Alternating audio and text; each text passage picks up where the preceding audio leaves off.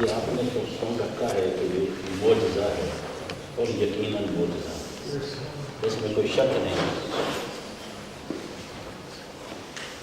رسول پاک صلی اللہ علیہ وسلم نے ارشاد فرمایا کہ اس کے راز کبھی ختم نہیں ہوگا، قرآن حکیم کے راز کبھی ختم نہیں ہوں گے، یہ پڑھنے سے کبھی بوسیدہ نہیں ہوگا، پرانا نہیں ہوگا، ہر دم تازہ ہی ہوگا۔ اب مجھے الحمدللہ 52-53 سال ہو گئے قرآن مجید کو پڑھتے ہوئے، ہر ایک نئی چیز سامنے آتی ہے، ایک نئی راز کھلتا ہے۔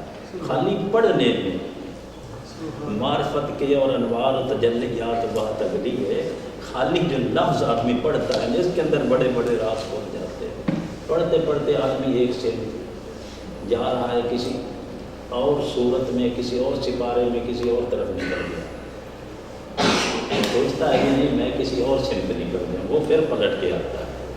پھر جب پلٹ کے آتا ہے اس کو پتہ چل جاتا ہے کہ میں فلاں جگہ تو پڑھ رہا ہوں، میں فلاں سپارے میں چلا گیا، مجھے فلاں صورت میں اس وقت میں، آدمی پھر پلٹ کے آ کے پھر اس کو شروع کرتا ہے۔ بعض اوقات آدمی اس اپنی تیزی میں، اس یکسوئی میں جو چل رہا ہے، بعض اوقات اس کو خیال نہیں رہتا کہ میں کس سمت نکل گیا ہوں، تو بعض اوقات پتہ چل جاتا ہے کہ میں یہ آیت فلاں آیت کے بالکل مشابہ ہے، اسی طرح کی آیت ہے اور مفہوم بھی وہی ہے، واقعہ بھی اسی نبی کا چل رہا ہے، وہ آدمی اس سمت نکل جاتا ہے۔ تو کئی بار ایسا ہوتا ہے کہ آدمی کو نہیں پتہ چلتا کہ میں کس سمت نکل گیا ہوں، لیکن نکل ضرور کسی دوسری طرف گیا ہوں، جو میں پڑھ رہا تھا یہ وہ آگے آئے تو وہ نہیں ہے۔ بعض بات نہیں پتہ چلتا کہ میں کس سمت گیا ہوں، لیکن بعض بات پتہ چل جاتا ہے، اکثر پتہ چل جاتا ہے، لیکن کچھ وہ راز ہوتے ہیں کہ پتہ ہی نہیں چلتا بالکل۔ لیکن قربان جائیں آج ایک ایسی چیز میرے سامنے آئی، شاید زندگی میں وہ میرے سامنے نہیں آئی ہوگی، یعنی وہ پڑھتے پڑھتے ایک سمت آدمی نکل گیا ہے، پھر اس کو آدمی پلٹ کر کے اس مقام پہ آتا ہے، پھر وہ کسی دوسری سمت نکل جاتا ہے، پھر اس کو پلٹاتا ہے، پلٹ کے پیچھے سے پھر پڑھتا ہے، تو پھر وہ راز کھلتا ہے کہ یہ ہے اصل چیز تیری لائف، جس سمت تو پڑھ رہا ہے یہ وہ مقام ہے۔ بسم اللہ الرحمن الرحیم، یہ تو ضمن بات آ گئی۔ نہایت ہی واجب الاحترام میرے دوستوں، بھائیوں اور عزیز نوجوانوں اور عزیز بچوں، اللہ کریم کا بے پایا لطف و کرم کہ جس کی توفیق خاص سے آج ہم نے قرآن مجید فرقان حمید کے 22.5 پارے مکمل کر دیے۔ آج کی جو منزل ہم نے پڑھی ہے یہ 21 رکوعات پہ مشتمل تھی، اور آیات بینات کی تعداد 364 تھی، اور یہ ساری مکی صورتیں تھیں، مکی آیات تھیں۔ ہم نے سورہ سبا کو شروع کیا، اس کے بعد سورہ فاطر ہے، پھر سورہ یاسین ہے، پھر سورہ والصافات صفا، جہاں سے ہم قرآن مجید کی 6ٹھی منزل میں شامل ہو گئے۔ 6ٹھی منزل میں ہم الحمدللہ داخل ہو گئے۔ قرآن مجید کی 7 منزلیں یہ پہلے سے میں نے بتایا تھا، اور اس 7 منزلوں کو کہتے ہیں فمی بے شوق، فا میم یا با سین واو قاف، یہ فمی بے شوق وہ 7 صورتوں کا پہلا حرف اکٹھا کیا گیا ہے جہاں سے منزلیں چلتی ہیں۔ تو آج ہم 6ٹھی منزل میں فمی بھی مکمل ہو گیا، بے شوق پہ واو پہ پہنچ گئے، اب صرف قاف رہ گیا، وہ جا کے 26ویں پارے کے اینڈ پہ قاف والقرآن المجید، وہاں سے وہ 7ویں منزل شروع ہو جائے گی۔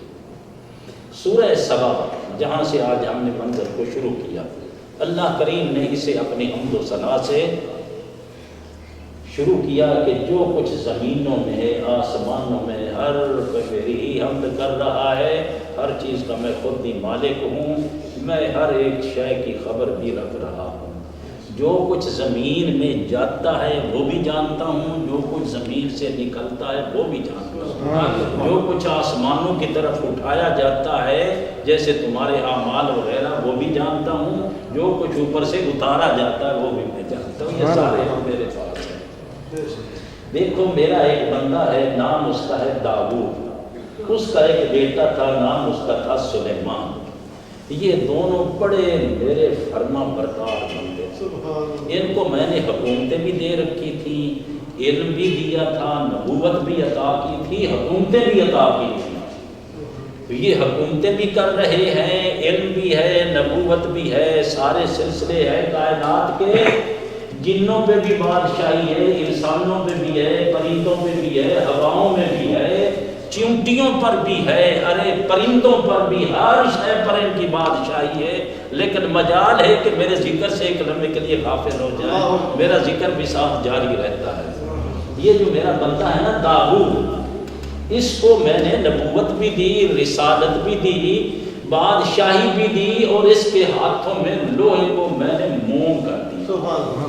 لوہے کا خزانہ، لوہے کی کانیں اس کے لیے میں نے کھول دی، اور اس کو میں نے حکم دیا کہ اے میرے بندے داؤد تو زریں بنایا کر۔ زریں اور ان کی جو کنڈیاں ہیں بڑی ٹھیک ٹھیک اندازے سے ہر چیز کو فٹ کر کے بنانا، ایسے نہیں رف بنانا، کہیں کوئی بڑی بنا دی کوئی چھوٹی بنا دی، نہیں، زریں بنا کر ہر کا پورا پورا اندازہ اس کا رکھ اور اس طرح کر کے اس کو تیار کر۔ اب زریں یہ بنایا کرتے تھے، بادشاہی بھی کر رہے ہیں، اور اللہ کریم فرماتے ہیں تو میرا بڑا شکر گزار بندہ ہے۔ عرض کرتے ہیں میرے مولا کریم میری کیا مجال ہے میں تیرا شکر ادا کر سکوں، یہ جو میں شکر ادا کرتا ہوں یہ بھی تو تیری ہی توفیق سے کر رہا ہوں۔ اللہ کریم نے فرمایا ہاں میرے بندے داؤد تو شکر کے راز کو پا گیا ہے۔ اعملوا علی داؤد شکرا انہ قلیل من عبادی الشکور، میرے کم ہی شکر گزار بندے ہوتے ہیں، داؤد تو میرا شکر گزار بندہ ہے۔ میں نے حکم دیا یا جبال اوبی معہ والطیر، میں نے پرندوں کو بھی حکم دیا، پہاڑوں کو بھی حکم دیا، اے پہاڑوں اے پرندوں، جب میرا بندہ داؤد میری محبت میں میرا نغمہ بلند کرے، میرا ذکر کی آواز بلند کرے، میری تسبیح پڑھے تو بھی ساتھ شامل ہو جائے، سارے مل کے میرا ذکر کیا کرو، سارے مل کے میری تسبیح پڑھا کرو۔ حضور سیدنا داؤد علیہ السلام جب اللہ کریم کا ذکر کرنے کے لیے پہلے آپ ساری زندگی ایک دن روزہ رکھتے، ایک دن افطار، ایک دن روزہ ایک دن افطار، یہ ہے صوم داؤدی انہیں کہا جاتا ہے۔ یہ سب سے بہترین اور بڑے روزے انہوں نے رکھے ہیں، یہ جو ایک دن افطار ہے ایک دن روزہ ہے، یہ حضرت سیدنا داؤد علیہ السلام کی سنت ہے۔ آپ اس طرح جب روزہ رکھتے، روزے والے دن آپ کھلے میدان کے اندر اپنے لخت جگر حضرت سلیمان علیہ السلام کو فرماتے بیٹا وہاں جا کے سٹیج لگاؤ، اللہ کی مخلوق کو آواز دو، آ جاؤ پرندوں تم بھی، پہاڑ بھی چاروں طرف کھڑے ہیں، درمیان کے اندر آپ اپنے سٹیج پہ جلوہ افروز ہے، اور زبور شریف آپ پر اتری ہے۔ اللہ کریم نے جہاں بادشاہی بھی دی تھی، لوہے بھی موم کر دیے تھے، نبوت بھی عطا کی تھی، رسالت بھی تھی، ساتھ کتاب بھی دی عطا کی تھی، ساتھ لہن داؤدی جو عطا کیا تھا وہ بھی ساری دنیا سے نرالا تھا۔ جب آپ اللہ کا ذکر کرنے کے لیے سٹیج پہ جلوہ افروز ہوتے، حضور سیدنا سلیمان علیہ السلام ساتھ کھڑے ہو جاتے اپنے ابا کی حضور، اور آپ اللہ کریم کے کلام کو شروع کرتے، جوں جوں پڑھتے جوں جوں تسبیح ہوتی چلی جاتی، پہاڑ بھی گونج اٹھتے، پرندے بھی گونج اٹھتے، جنات بھی شامل ہو جاتے، جنگلوں سے جانور بھی نکل آتے، حشرات الارض زمینوں سے نکل آتی، ہر کوئی داؤد علیہ السلام کے ساتھ مل کر کے اللہ کے ذکر میں مست ہو جاتا۔ اس مستی کے عالم میں حضرت داؤد علیہ السلام کا سینہ جس طرح دیگ ابل رہی ہے محبت کے اندر، یہ عالم ہوتا معلوم ہوتا کہ سینہ پھٹنے کو ہے۔ ایسے ایسے لوگ بھی آپ کی بارگاہ میں بیٹھتے کہ جو برداشت نہ کر سکتے، ان کے سینے پھٹ جاتے، جنازے اٹھتے آپ کے اس ذکر کی محبت کی اس محفل کے اندر، اس عشق اور محبت کے ساتھ اپنے اللہ کریم کا ذکر کیا کرتے۔ یا جبال اوبی معہ والطیر، پرندے بھی پہاڑ بھی ہر کوئی اللہ کا ذکر آ کر کے سنتا اور اس محبت کی سرشاریاں حاصل کرتا، ذکر چلتا۔ اس کے بعد اللہ کریم نے حضور سیدنا سلیمان علیہ السلام کی بات کو شروع کیا۔ دیکھو نا، میرا جو سلیمان تھا، اس سلیمان کے لیے میں نے ہوائیں بھی مسخر کر دی تھی۔ ان کا تخت جو تھا وہ تخت ہوا لے کے اڑتی، 1 مہینے کی مسافت پر صبح نماز اللہ اللہ کر کے نکلتے تو آپ پہلے ہی پہر میں 1 مہینے کی مسافت پر پہنچ جاتے، گویا دمشق سے آپ کا تخت اڑتا اور سبا جا پہنچتا، یمن جا پہنچتا، صرف دوپہر سے پہلے وہاں تشریف لے جاتے، وہاں کا دورہ کر کے پچھلے ٹائم کو کسی اور علاقے تشریف لے جاتے، ادھر سے دورہ کر کے شام کا تشریف لے جاتے، اور اللہ کا ذکر بھی جاری، ساتھ پرندے چل رہے ہیں، ساتھ جنات چل رہے ہیں۔ یہ آپ پیچھے سنتے آئے ہیں سورہ نمل میں، اور سورہ پیچھے یہ ترتیب سے سناتے چلے آ رہے ہیں۔ آج جو واقعات ہیں آج ہم اس پہ ساری توجہ رکھیں گے۔ اس کے بعد اللہ تعالیٰ نے فرمایا کہ میں نے سلیمان علیہ السلام کے لیے جس طرح ان کے والد کے لیے لوہا موم کیا تھا، ان کے لیے میں نے تانبے کا چشمہ ظاہر کر دیا۔ تانبے کے چشمے میں جنوں کی ڈیوٹی، کیونکہ جنوں کی بادشاہی تھی، جنوں کی ڈیوٹی لگاتے، اتنے بڑی دیگیں بنائی جاتی کہ سیڑھیوں کے ساتھ ان دیگوں پر چڑھا جاتا اور 1,000 آدمی کا ایک دیگ میں کھانا تیار ہوگا۔ پھر اس کے لیے جو لگن بنائے ہیں وہ سارے کا ساری دیگ اس ایک لگن میں پوری ہو جاتی، 1000 آدمی 24 گھنٹے لنگر جاری رہتا سلیمان علیہ السلام کا۔ جن بھی آ کر کے لنگر کھا رہے ہیں، انسان بھی کھا رہے ہیں، پرند بھی کھا رہے ہیں، چوپائے بھی کھا رہے ہیں، جانور سارے آپ کے لنگر سے مالا مال کھو رہے ہیں۔ اس طرح کر کے آپ کا لنگر جاری رہتا اور 1000 بندہ اس ایک لگن، اتنا بڑا اندازہ لگائیں کہ اتنی بڑی وہ پلیٹ ہوگی جس پہ 1000 آدمی بیٹھ کے کھا رہا ہے۔ اس طرح کر کے آپ اس چیز کو تیار کرواتے۔ چلتے چلتے آپ نے اللہ کا گھر بیت المقدس اس کی تیاری شروع کی۔ بیت المقدس کا اللہ کا حکم ہوا، آپ نے اللہ کا گھر تعمیر کرنا شروع کیا۔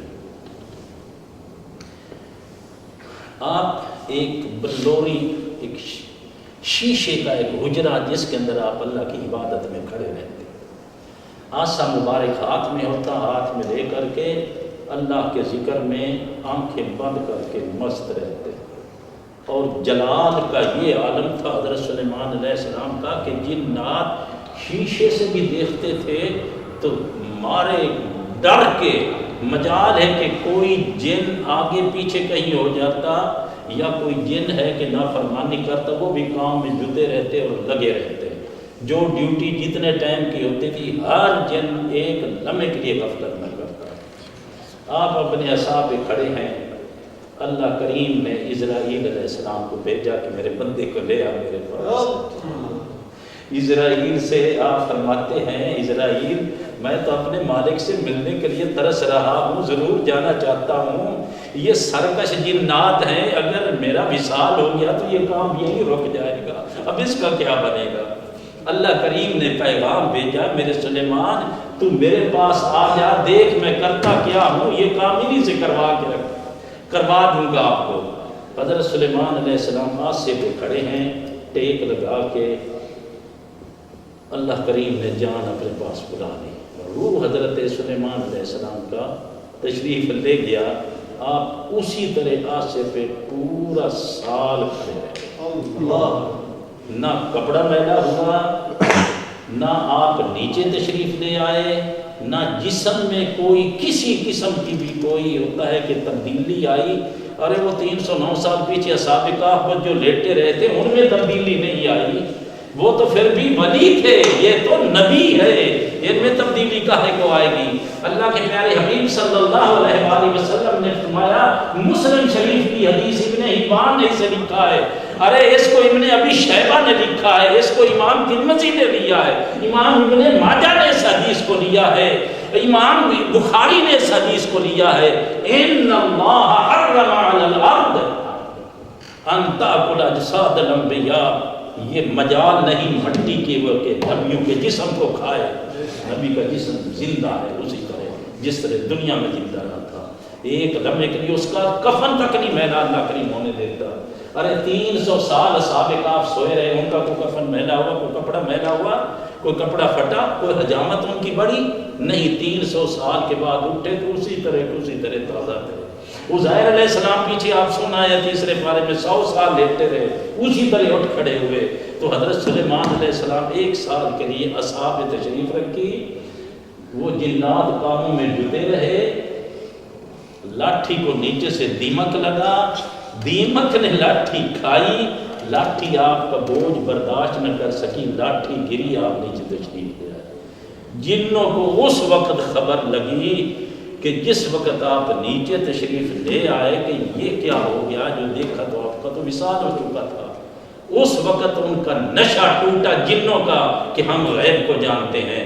ان کا نشہ توڑ دیا اللہ کریم نے, تم غیب نہیں جانتے, میں جانتا ہوں. نعرہ تکبیر. اب تمہیں ایک دوسرا نشہ یہ بھی ہے کہ انسانوں سے ہماری طاقت بڑی ہے, وہ بھی تمہارا گھمنڈ ہم نے توڑ دیا. آصف بن برخیہ سلیمان علیہ السلام کا صحابی انسان تھا, وہ پلک جھپکنے سے پہلے تخت لے کے آیا بلقیس کا, اور تو کہتا ہے جی آپ کی مجلس برخاست ہوگی تو میں تخت لے آؤں گا. یہ نشہ بھی تمہارا توڑ دیا. انسان کو ہم نے اپنا خلیفہ بنایا ہے, حضرت انسان کو, جنوں کو نہیں اپنا خلیفہ بنایا, انسان کو بڑا بنایا ہے. ہم نے فرشتوں کو انسان کے سامنے جھکایا ہے. وہ حضرت آدم کے فرزند کہاں بھولا پھرتا ہے, تو کہاں بھولا پھرتا ہے.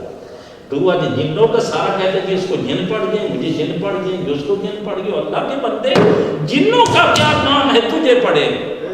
ان کافروں کو پڑھنے چاہیے, کافروں کو نہیں پڑھتے. تو پلٹ کے مسلمانوں کو ہی جن پڑھتے ہیں. پاکستان ہو یا انڈیا ہو یا جہاں بھی ہو, وہاں بھی ہمیں جن پڑھے اور یہاں بھی ہمیں جن پڑھے. کیوں؟ اتنا کچا ایمان ہمارا ہم لوگوں کا ہو گیا. یہ سوچنے کی چیز ہے. قرآن اس چیز کا رد کر رہا ہے کہ کہتا ہو جی وہ جنوں نے مجھے بتایا. جب جن غیب کیا جانے, چاہے تو اللہ تعالیٰ فرماتا ہے میں جسے عطا کروں, جس نبی کو جتنا عطا کروں میں عطا کروں. یہ جن کچھ نہیں جانتے, مت ان سے ڈرا کرو. آگے اس واقعے کے بعد سبا, جس وجہ سے سورت کا نام سبا رکھا گیا ہے, یہ بڑا خاص واقعہ ہے. سبا یہ علاقہ یمن کا ہے. اب دیکھو قرآن مجید ہے, لوگ کہتے ہیں کہ بس یہ مسجدوں کے اندر دین کو بند کر دو, جس طرح عیسائیوں نے عیسائیت کو اپنے چرچوں میں بند کر دیا. ہم نے بھی کم نہیں کی اس سے, ہم نے بھی کہا مسجد کے اندر بس جی نماز روزہ حج زکات بس یہ دین ہے, باہر جو جی چاہے ہم کرتے پھرے, اس میں دین کا لنک نہیں ہونا چاہیے, تعلق نہیں ہونا چاہیے. اور اللہ کے بندو قرآن کیا کیا تمہیں بتا رہا ہے. یہ سلیمان علیہ السلام بادشاہی کر کے گئے ہیں, اسلامی سیاست وہ کر کے گئے ہیں, یوسف علیہ السلام کر کے گئے ہیں, سلیمان علیہ السلام کر کے گئے ہیں, تمام نبیوں کے سردار بادشاہی کر کے گئے ہیں, صدیق و عمر و علی بادشاہی کر کے گئے ہیں اسلامی. اور اس دنیا کا اینڈ بھی جا کے حضرت سیدنا امام مہدی کی سلطنت پہ ہوگا. کہاں بھولے ہوئے ہیں ہم؟ اسلام کو ہم اتنا تنگ کر دیا, اور اسلام کا کنسیپٹ اتنا وسیع تھا. ہم نے خدا جانے اپنے اپنے لالچ میں یا اپنے اپنے پیٹ کی خاطر کیا اسلام کو پیش کرتے. یہی میرا رونا ہے. ڈاکٹر قادری کو سنا کرو, نہ مانو, 100 بار نہ مانو, 1000 اعتراض کرو, لیکن اس کو سنو تو صحیح, کنسیپٹ اسلام کا سمجھو تو صحیح. یہ سارا کیا گلستان ہوگا ہوا ہے, کتابیں ہیں کہ سنا کرو ان کو. یہ نہیں ہے میں کہ ضرور آپ منہاج القرآن کے ممبر ہی بنے, نہ بنے ممبر, 100 بار نہ بنے, 1000 اعتراض کریں, لیکن سنو تو صحیح, دین تو سمجھو. ہائے ہائے. حضرت سلیمان علیہ السلام کی بات ہم کر رہے ہیں کہ سبا, یہ قرآن مجید یہاں کا نظام آب پاشی, نظام معیشت اسلام کا, جو آپ نے سورہ یوسف میں سنا تھا, ہم نے وہاں تفصیل سے نظام معیشت پر گفتگو کر چکے ہیں.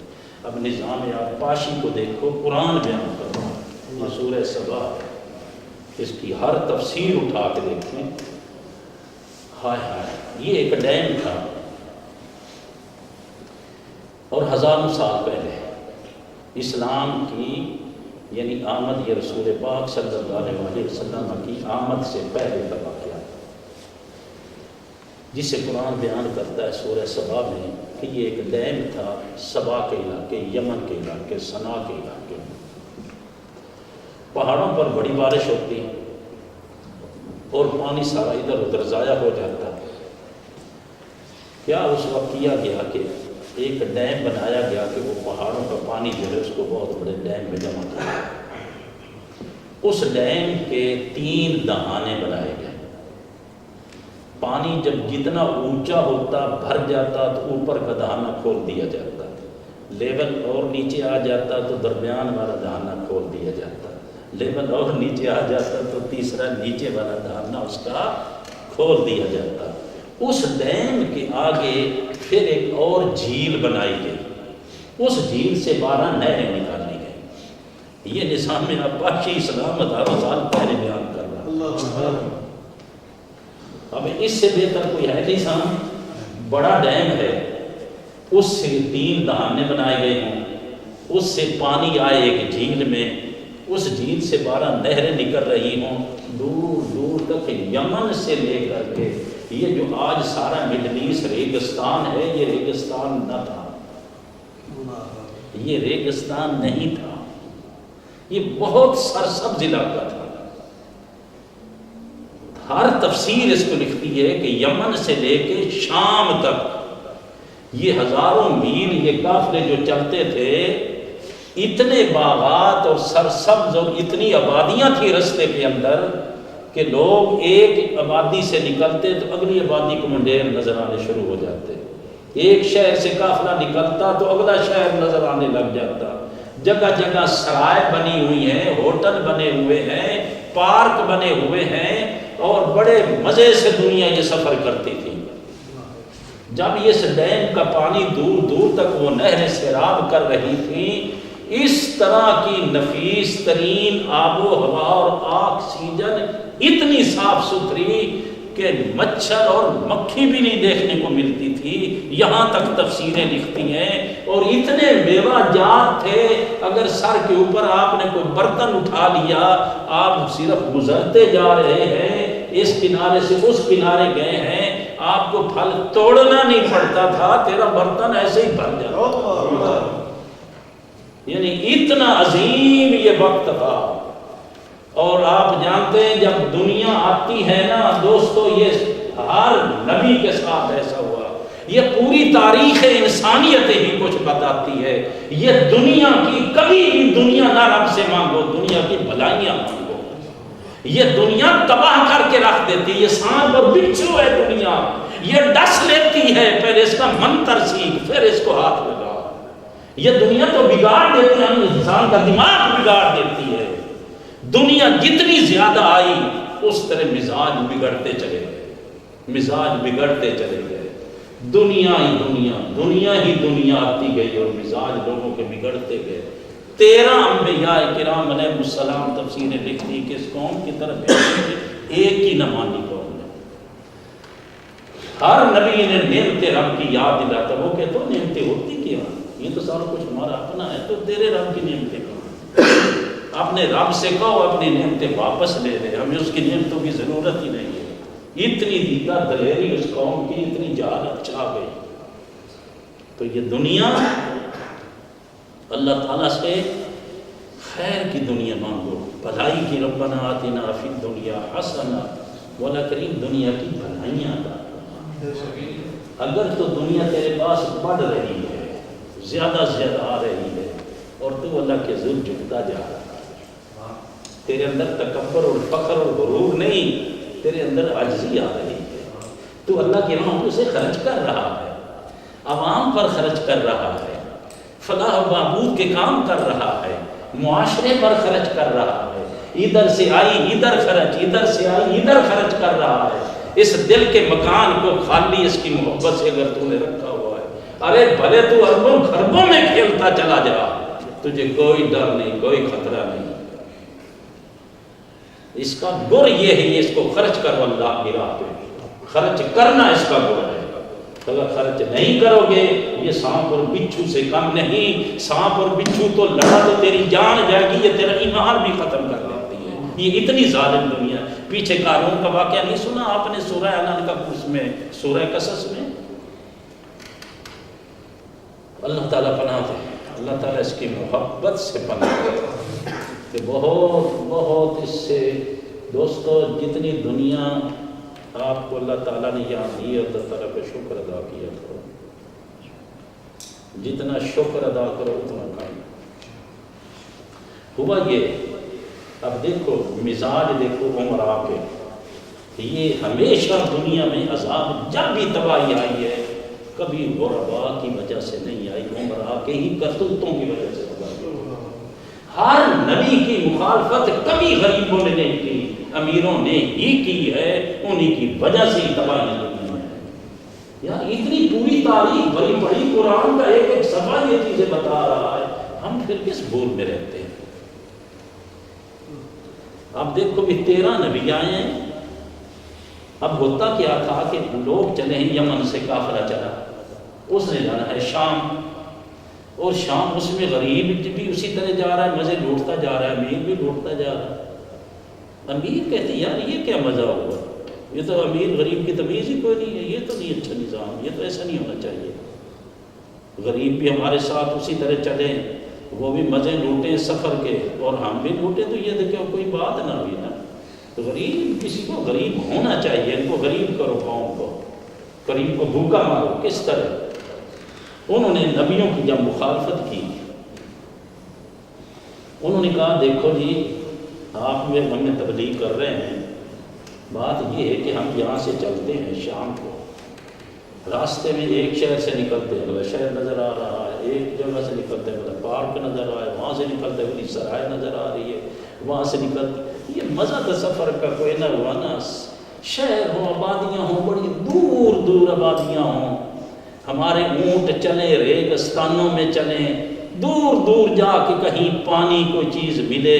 اب ہم ساتھ کوئی زیادہ راہ لے کے نہیں چلتے ہیں بھائی. جب اگلے ہوٹل آ جانا ہے 2 کلومیٹر پہ تو ساتھ کیا کھانا اٹھائیں؟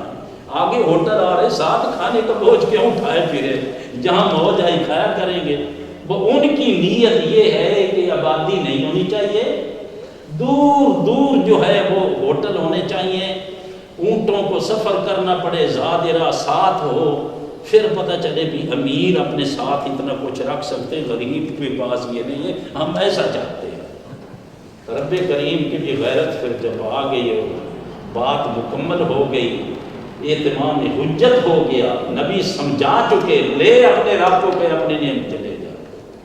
اللہ کریم نے پھر عذاب اس قوم پہ اس طرح ڈالا، خوب بارشیں ہوئی، زمین بھی ساری پانی ہی پانی ہے، اور اوپر پہاڑوں کے وہ جو بند انہوں نے باندھا ہوا تھا، جو ڈیم تھا، اتنا پانی آیا کہ زور کا ریلا جو ڈیم کو پڑا، ڈیم ایک بار ہلا، دوسرا ریلا آیا، ڈیم ٹوٹا، جہاں کہیں کوئی تھا سب تباہ و برباد کر دی گیا. ساری ریت ہی ریت کر دی گئی، اور سب کے مکان باغات سب دب گئے، اور ریت ہی ریت جو آج تک ریت میں یہ پھر رہے ہیں. تو اتنی باریک ریت ہے کہ آپ اوپر کوئی چیز ایسی رکھ دیں اگلے لمحے وہ چیز گم ہو جائے گی. یعنی اتنی باریک ریت ہے کہ نیچے ہی دب جاتی ہے، اور اس کے نیچے قومیں آج دبی ہوئی ہے، اور خدا جانے کتنی کتنی قومیں دبی، جو بچ گئے، جو نکل گئے، جو دب گئے وہ مر گئے، ختم ہو گئے. یہ تھا سورہ سبا. اسی طرح سورہ فاطر ہے، پھر سورہ یاسین ہے. سورہ یاسین کو اللہ کریم کہ پیارے حبیب صلی اللہ علیہ وسلم فرماتے ہیں یہ قرآن مجید کا دل ہے.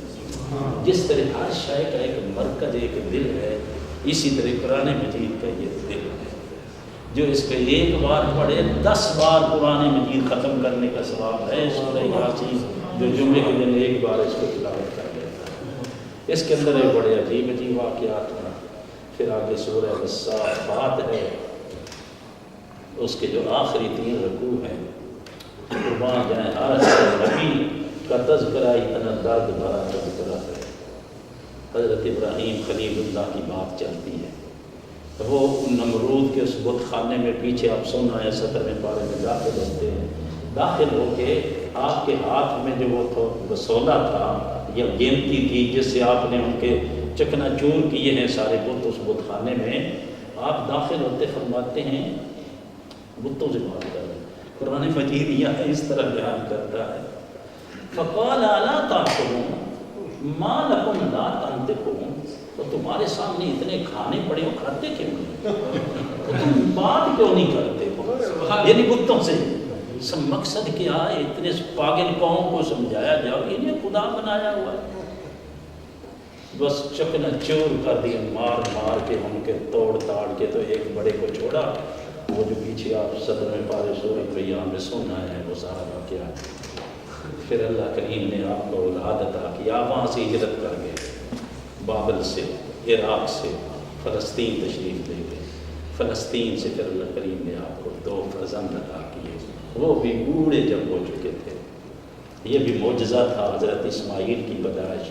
اللہ کریم نے کعبۃ اللہ اپنا بسانا تھا، مکہ معظمہ بنانا تھا، ادھر حضرت اسماعیل کو بسا دیا۔ اسحاق علیہ السلام کو بیت المقدس کو انہوں نے بسانا تھا، اور ان کی آگے اولاد یعقوب علیہ السلام میں، یوسف علیہ السلام میں مصر، فلسطین، لبنان، شام، یہ سارا علاقہ انہوں نے آباد کیا۔ کعبۃ اللہ حضرت اسماعیل کی اولاد نے آباد کیا۔ اس طرح کر کے یہ آبادی اور یہ سلسلے چلتے ہیں۔ پھر وہ واقعہ بھی آتا ہے جب قربانی کا وقت آیا ہے، پھر ان کو ذبح کرنے کے لیے لٹایا ہے، لٹا کے چھری گلے پہ رکھی ہے۔ فلما اسلم وتلہ للجبین، جبین کے بل میرے پیغمبر خلیل میرے جگری دوست ہیں، خلیل کہتے ہیں جگری یار کو۔ اللہ کہتا ہے یہ ابراہیم میرا خلیل ہے، میرا دوست ہے۔ دیکھو نا ایک ذرا نظارہ، مینا کی پہاڑیاں دیکھ رہی ہیں، وہ نظارہ آسمان دیکھ رہا ہے، فرشتے بھی کھڑے حیران ہیں کہ یہ کیا ہونے لگا ہے۔ بوڑھا باپ 120 سال کی عمر اور 12 سال کے معصوم شہزادے کو لٹا کے چھری چلا رہا ہے، یہ نظارہ بھی کائنات نے نہ دیکھا تھا۔ فرشتے بھی پریشان اور حیران ہیں، مولا کریم بڑھاپے میں تم نے انہیں یہ فرزند دیے اور یہ اپنے بچے کو ذبح کر رہا ہے۔ اللہ کریم نے فرمایا یہی تو میرا خلیل ہے، میرے خلیل کا یہ سب سے بڑا امتحان ہے۔ میرے سلام ہو میرے خلیل پر، آگے میرے سلام ہو میرے اسحاق پر، میرا سلام ہو موسیٰ و ہارون پر، سلام ہو حضرت الیاس پر، سلام ہو سارے نبیوں پر، وسلام علی المرسلین والحمد للہ رب العالمین۔ سب تعریفیں اللہ ہی کی ہے، کیونکہ یہ سارا کچھ اللہ کا ہے نا۔ اللہ کے بندو تو آپ تعریف کسی کی بھی کریں، مثال کے طور پہ آپ اس کاغذ کی، اس کی تعریف کریں، میز کی کریں، سپیکر کی کریں، اس کو بنانے والے کی آٹومیٹکلی تعریف ہوگی بھی، اس نے اس کو یار کس طرح بنا دیا، یہ کاغذ کس طرح پیدا ہوتا ہے، یہ کس طرح بنایا جاتا ہے۔ اللہ کریم کا نبی جو اللہ کے بعد سب سے اونچا درجہ نبی کا ہے، نبی کی تعریف آپ کرتے چلے جائیں، کرتے چلے جائیں، 24 گھنٹے نبی کی تعریف کریں، ایمان سے کہیے وہ تعریف در حقیقت کس کی ہو رہی ہے؟ اللہ رب کریم کی ہو رہی ہے۔ قربان جائیں مولا کریم، تو نے اپنے حبیب کو یہ مرتبے اور یہ مقام دیا، تو نے اپنے حبیب کے لیے جبریل کو بھیجا، ساتھ تو نے اس کو براق دیا، حبیب کو تو نے پھر عرش الہی اپنے عرش پر بلایا۔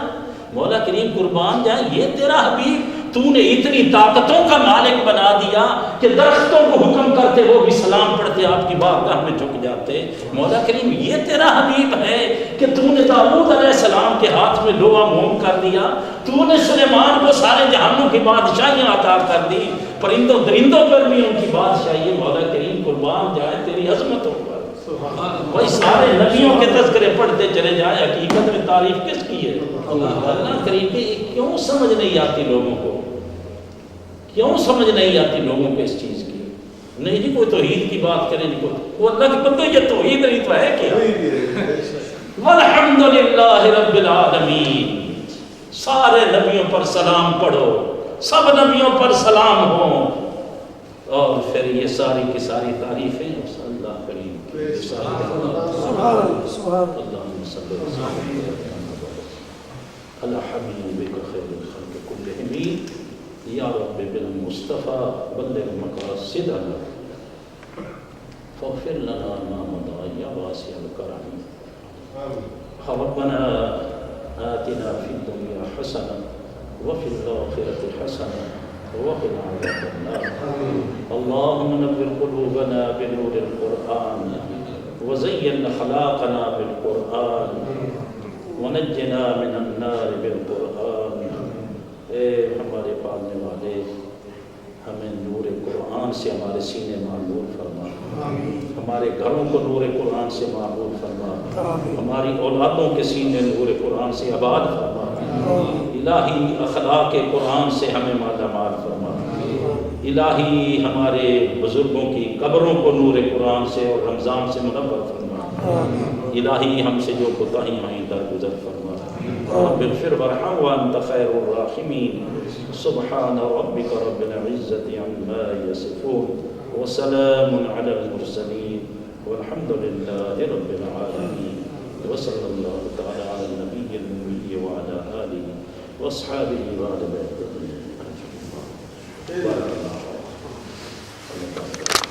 أجمعين.